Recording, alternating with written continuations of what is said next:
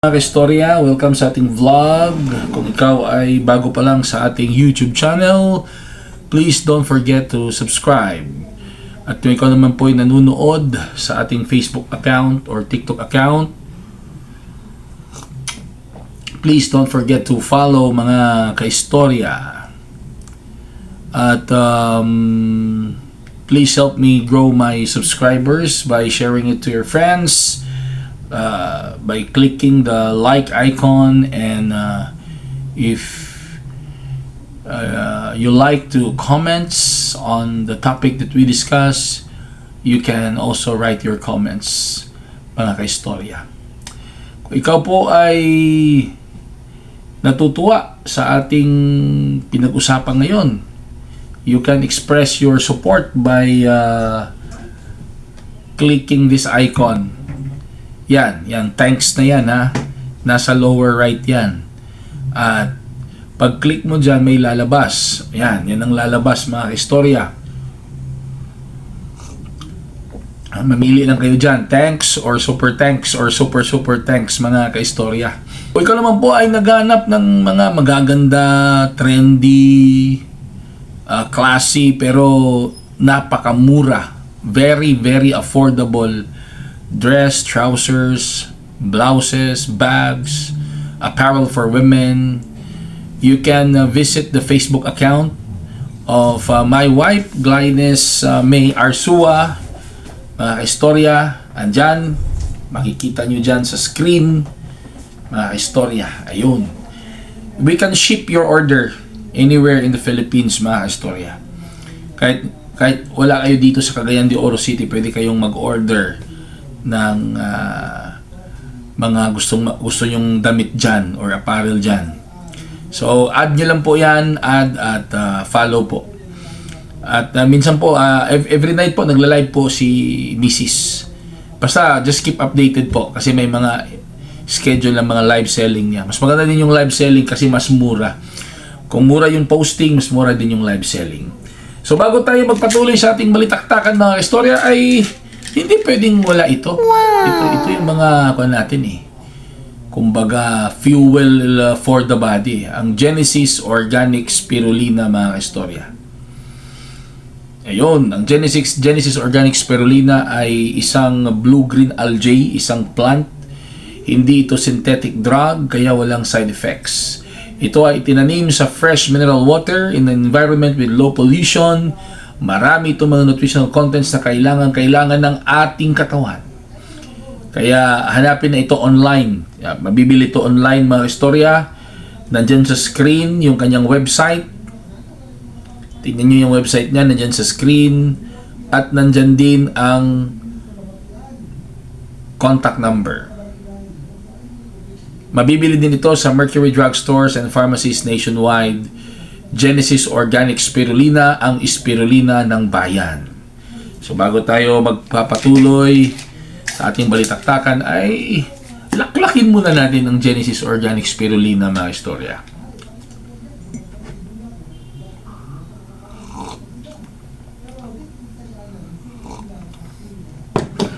Tuloy natin tong ating fearless forecast. Kung hindi nyo nakita yung part 1, pwede nyong balikan yung part 1 sa video natin. Ito yung mga fearless forecast ko sa VP Sara's impeachment issue. Ang fearless forecast ko dyan, mga istorya, unahin muna natin ang side sa mga Marcoses and Romualdez. Ang fearless forecast ko dyan, mga istorya, kapag ka ma-impeach si VP Sara, kung hindi lang ako nagkakamali sa narinig ko at nakita ko sa TV, sa balita, ang presidente daw ang mamimili kung sino ang kanyang magiging vice president. Kung hindi ako nagkamali sa aking narinig at nakita, kung yun ang kalakaran, mga istorya, kung yun ang tuntunin, yun ang batas, yun ang policy, na kapag ka ma-impeach ang vice president, ang presidente ang mamimili ng kanyang vice president, ay matik na yan. Di ba? Yun ang fearless forecast ko, matik na yan. Ang fearless forecast ko dyan na magiging vice president, ang i-appoint ni PBBM, walang iba kundi si Congressman Martin Romualdez. Yun ang fearless forecast ko. So meron pang 3 taon, di ba?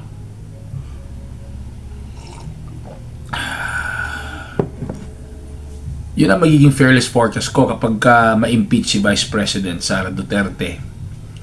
At sa loob ng 3 taon, ito pang isa pang fearless forecast ko.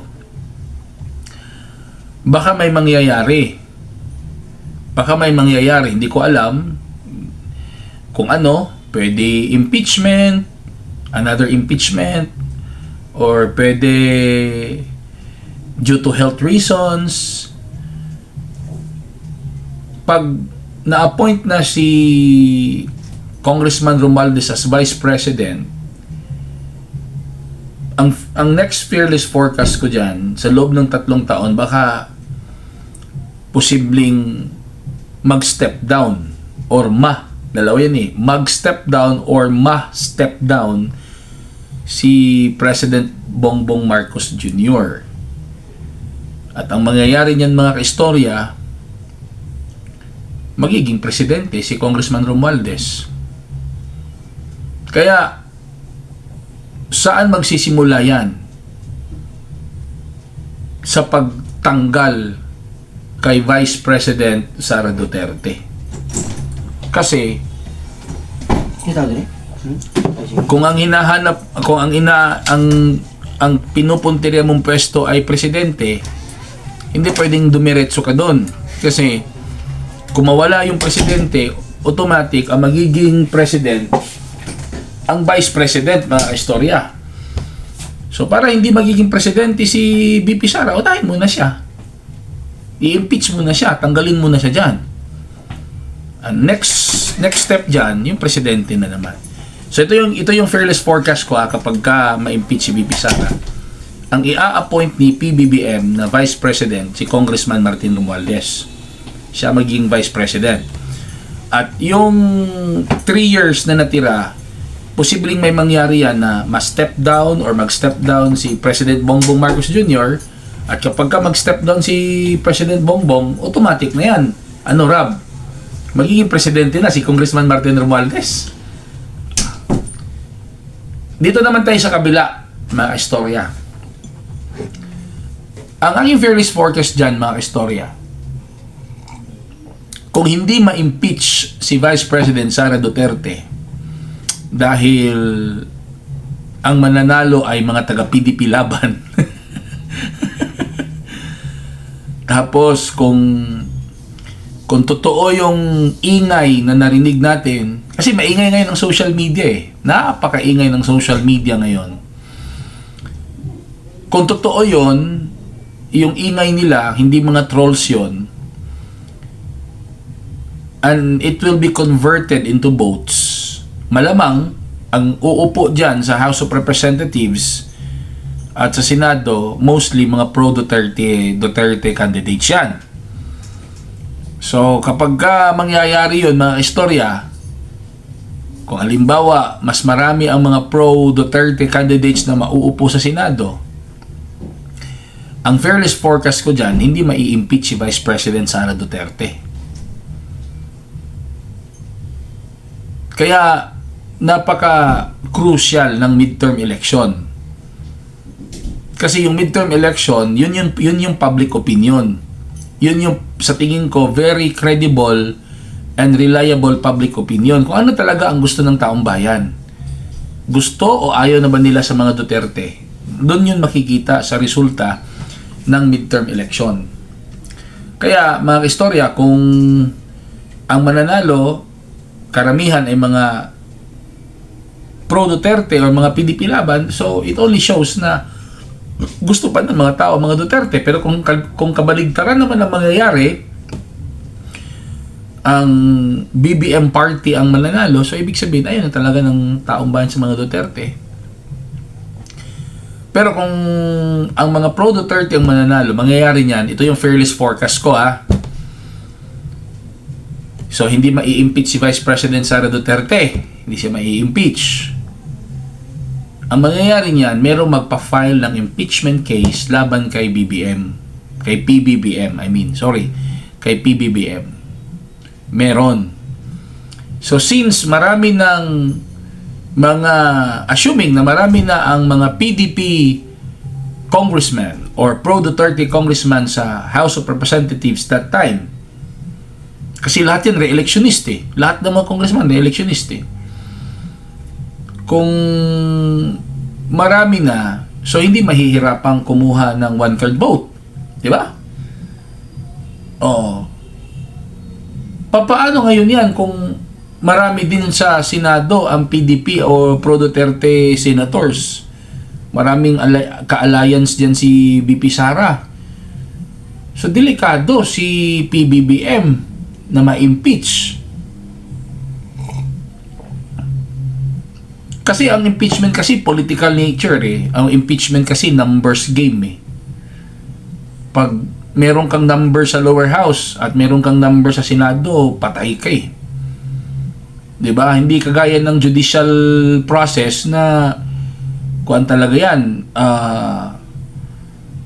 Sa prosecutor pa lang meron ng reasonable certainty of conviction eh. Bago i-file ng piskal ang kaso sa korte, dapat meron ng reasonable certainty of conviction. Ibig sabihin, dapat talaga sa piskal pa lang mabigat na ebidensya mo laban sa inakusahan mo.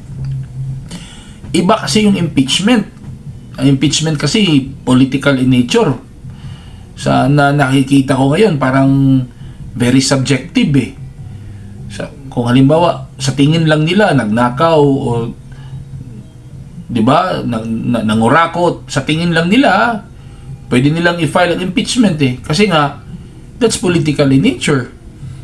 So, kung yun ang mangyayari after midterm election, marami ang pro-Duterte or PDP laban, I think, ang fairness forecast ko dyan, meron magpa-file ng impeachment laban kay PBBM.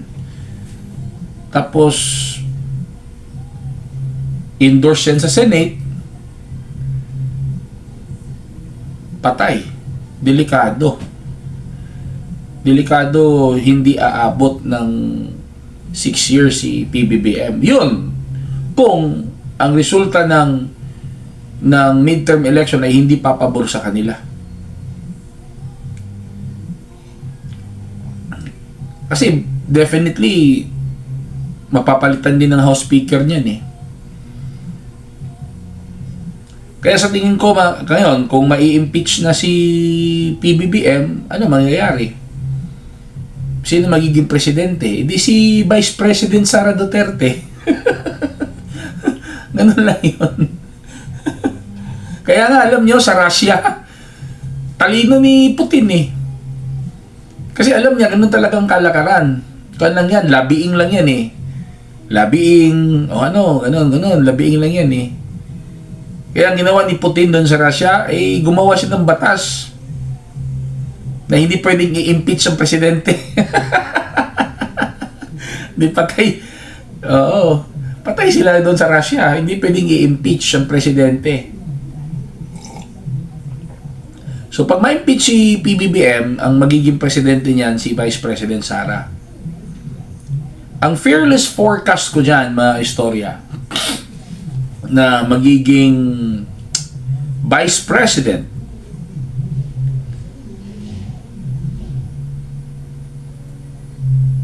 sa tingin ko si Congressman Marcoleta eh, kung papasok si Marcoleta sa Senate, sa tingin ko siya magiging Vice President. Kasi totoo, mga kaistorya, hindi naman, kung napansin niyo mga istorya, hindi naman close talaga si Sara sa PDP. Hindi close si Sara, si Vice President. Siyempre sa ngalan ng ama. Dahil ama niya si Tatay Digong.